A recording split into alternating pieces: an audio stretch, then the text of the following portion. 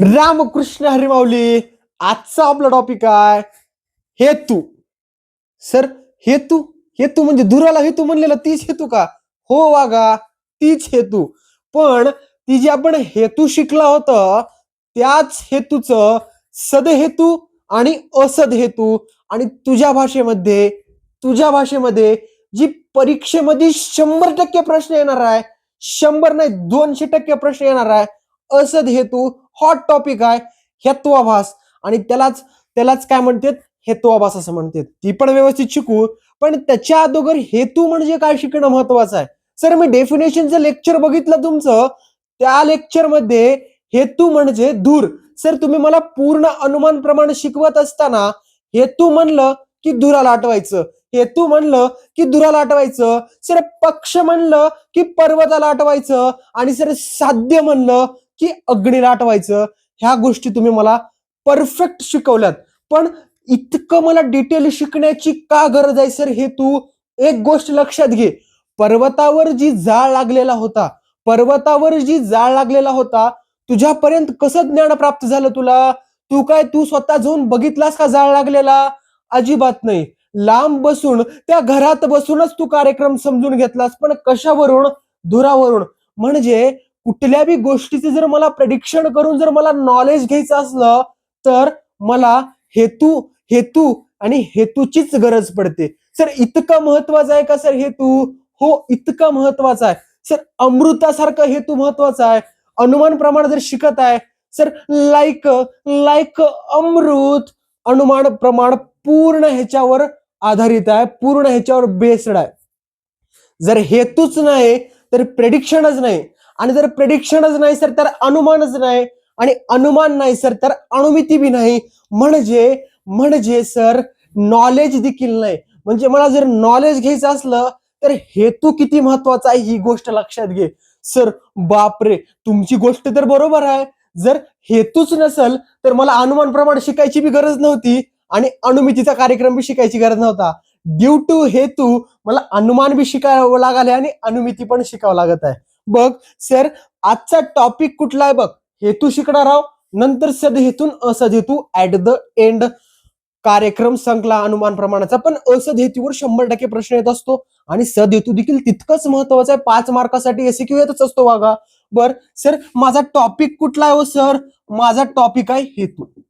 Sir, हेतूला मी काय म्हणलेलं आहे? सोप्या भाषेमध्ये समजून घेण्यासाठी मी ह्या हेतूला काय म्हणलेलं आहे सर? धूर असं म्हणलेलं आहे. सिंपल आहे वागा, तू हेतूला धूरच म्हण. पण ह्या हेतूची डेफिनेशन काय सर? सर, ह्या हेतूची डेफिनेशन काय?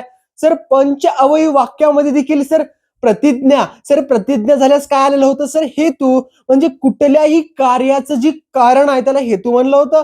अजून एक नवीन डेफिनेशन घे. खूप हॉट आहे रे, खूप लाडाचा आहे म्हणे हेतू अनुमान प्रमाणाचं. लाडाचा आहे म्हणून ह्याला अजून एक डेफिनेशन आहे. ज्ञात असलेल्या गोष्टींच्या आधारे अज्ञात गोष्टींचं अनुमान करण्यासाठी असलेला महत्वाचा पुरावा म्हणजे हेतू होय. खूप सोपी डेफिनेशन आहे, कन्फ्युजन करून घेऊ नको. सर, डेफिनेशन लिहा ना. बघ, असं प्रेझेंटेशन कर परीक्षेमध्ये की आपले मार्क कटले नाहीत पाहिजेत बाबा. बर सर, डेफिनेशन तर तुम्ही लई दांडगी सांगितली होती. ती डेफिनेशन मला पाठ होईल की नाही याची गॅरंटी नाही. होते पाठ, खूप सोपी आहे बघ. ज्ञात असलेल्या गोष्टींच्या आधारे ज्ञात असलेल्या गोष्टींच्या आधारे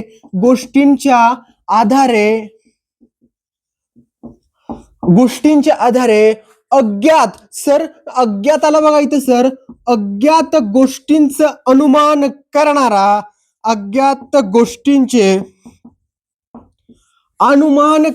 महत्वाचा पुरावा. अनुमान करणारा महत्वाचा पुरावा. सर, इतका बरोबर आहे ना? महत्वाचाच पुरावा आहे. महत्वाचा पुरावा म्हणजेच सर ह्याला काय म्हणायचं सर? म्हणजेच सर हेतू म्हणायचं. सर, पुरावा शब्द खूप महत्वाचा आहे. यालाच काय म्हणायचं सर? म्हणजेच हेतू होय. सिंपल लँग्वेज मध्ये मी काय समजून घेतलं सर? बघ, हेतू म्हणजे काय सर? ज्ञात असलेल्या गोष्टींच्या आधारे. सर, मला ज्ञात काय होतं? धूर होतं. अज्ञात गोष्टींचं अनुमान करणं. सर अज्ञात वस्तूंचं मी काय केलं सर? अनुमान केलं. सर आगीचं मी काय केलं सर? आगीचं मी काय केलं सर? आगीचं मी काय केलं सर? अनुमान केलं. आगीचं काय केलं सर? अनुमान करणं. म्हणजे ज्ञात काय होतं सर? धूर. अज्ञात काय होतं? आग. ह्याचं मी काय केलं सर? अनुमान केलं. पण ह्यांचा जी महत्वाचं प्रूफ जे आहे कशाच्या आधारे केलं सर? मी ही सगळा कार्यक्रम सर हेतूच्या आधारे केला. त्यालाच वागा हेतू असं म्हणायचं. हेतूचे दोन प्रकार पडतात. एक आहे सद हेतू. पहिला कुठला आहे सर? पहिला कुठला आहे सर? सद हेतू. आणि दुसरा कुठला आहे सर? असद हेतू. सर दुसरा कुठला आहे? असद हेतू. दोन बघ बेसिक आहेत. आणि हा असद हेतूलाच काय म्हटलेला आहे सर? हेत्वाभास असं म्हटलेलं आहे. आणि जी की परीक्षेमध्ये परिप्रश्न 200% येतच असतो. बघ, आणि तर तुला एक चांगलं सांगू का? सद हेतूचं एक सिंपल सांगू का?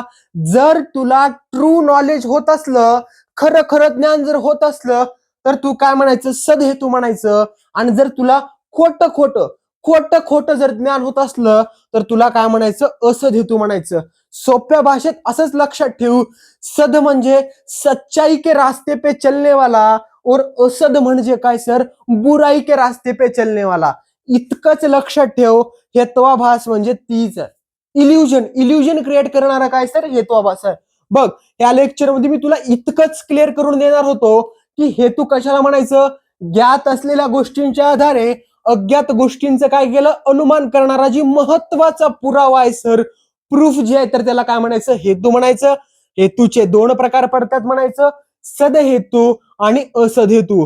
पुढच्या लेक्चर मध्ये सद हेतूचा पुरेपूर कार्यक्रम करणार आहोत आपण आणि पुन्हा असद हेतू शिकू. पण सद हेतू म्हणजे सच्चाई पे रास्ते पे चलने वाला आणि असद हेतू म्हणजे बुराई के रास्ते पे चलने वाला.